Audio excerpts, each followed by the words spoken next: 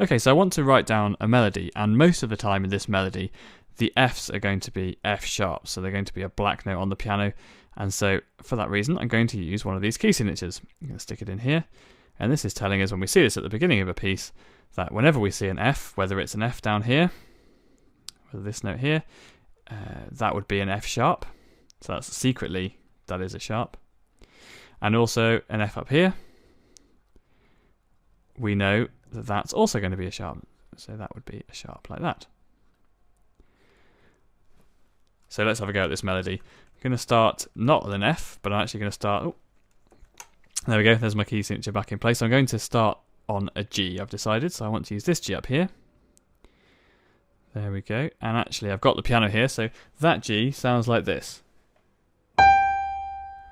Okay, so we're going to make this a quarter note, and it's going to last for one beat, so let's just write this in. It's going to be a very simple melody, not very complicated at all. And there's my F. Now, of course, we know that's going to actually be an F sharp because it's in the key signature. So I'll just draw that over there, just so we remember. And then an E. It's not necessarily the most exciting melody that's ever been written, this, but it will hopefully show us something interesting in a minute. So there we go.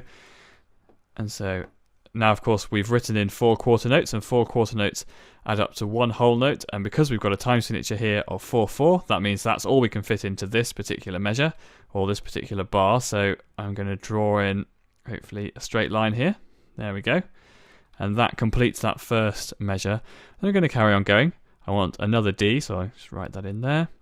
As you can see, I'm not the greatest music writer. There are some people who do this as a living, and they can turn out huge amounts of written music in no time at all. It would take me hours and hours and hours to write out a proper piece of music because I'm just so slow and very messy. Now, the next note I want to write into my score is an F, but actually I want a different note. So because the key signature at the moment is telling us that should be an F sharp, so it should be this note. Now actually I don't want that one. I want the one that we normally would play when we see that note, which is an F natural. It's 1 note lower on the piano, and it's a white note. It sounds like this. And so the purpose of this lesson is to just show you what happens when we do actually want to cancel out the effect of a key signature. Because at the moment the music's telling us that this is an F sharp. If we want to cancel that out, we use a sign called a natural. Natural. And it looks something a little bit like this. And the reason we use this is just telling us that we're not going to play the F sharp that's expected of us because of the key signature, but we're going to play the normal white note F, just by putting that in there. And then that's been done for us. I'll just play these 2 bars and you'll be able to hopefully hear the difference. Just drawing our bar line there. Okay, so we're going to start on a G. And there's our F sharp. And then we're going to go back up with the second measure.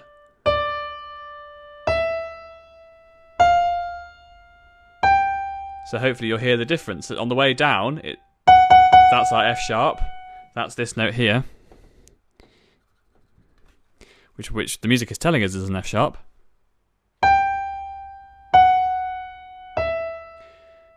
But then on the way back,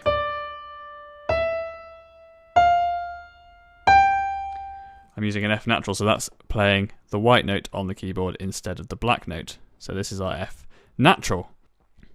Now this natural sign works basically the same way as the flat and sharp signs that we've already looked at, and they follow the same rules. So you can see, just like with the flat and sharp sign, we've put it just before the note that we want to change, and the other 2 rules are there as well. So this accidental will change this note for the duration of the bar that it's in, and also only that bar. So say we wanted to come back here and I wrote this note, we've sort of reset the pattern again, and this note is now an F sharp again because we're in a new bar, a new measure, and so the rule from the key signature applies for us again. If we wanted to make it a natural, we wanted the normal white note instead of the black note, we stick in our natural.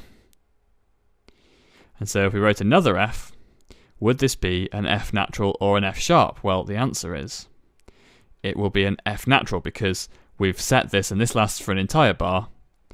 So here we have another F, and that would be an F natural as well. So actually we could draw in brackets up here. Natural and natural. Obviously we can change that straight back to a sharp. I'm sure you can tell me how we would do that. Of course, just use the normal sharp sign. So say we wanted this one to be a sharp, so we don't need to do anything here because it's already telling us in the key signature that this is going to be an F sharp. Then we put in our natural sign. This has made it a normal F, the white note F on the piano. And then this will be an F natural again, unless we change it back. So I'm going to put my sharp sign back in, and then that carries on. So this one would also be a sharp because we've just changed it back. So if I was to play this whole thing, it would sound something like this. Actually, I'll count myself in so you can hear the beat as well. So we're going to go 1, 2, 3, 4.